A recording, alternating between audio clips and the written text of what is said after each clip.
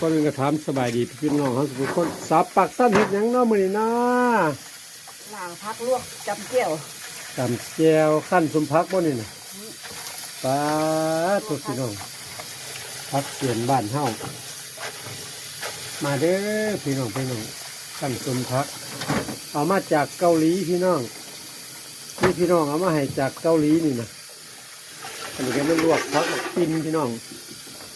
ผักหมกกินแล้วเป็นตะแซ่บบ่ลวกกินกับแจวปิ้งปลาเนี่ยสาวปักสั้นเสียให้เนี่ย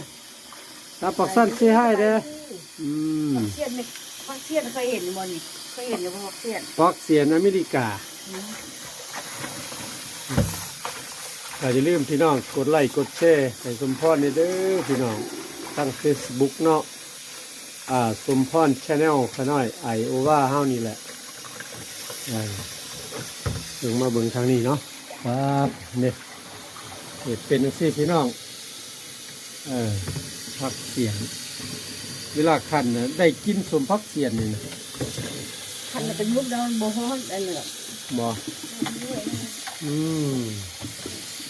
ได้กินแต่ผัวกับเมียเนี่ยเนาะมันหลายมันเ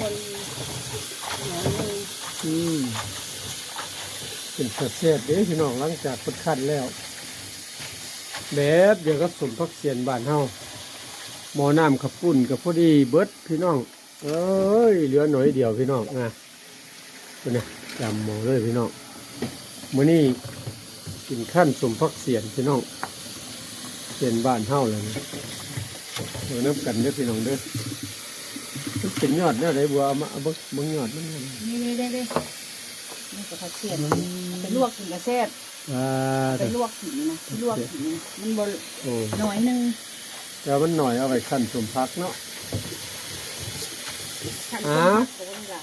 ขอกล่าวคำว่าสบายดีเด้อพี่น้องเด้อโชคดีปีใหม่กันเลย2,255บายค่ะนะ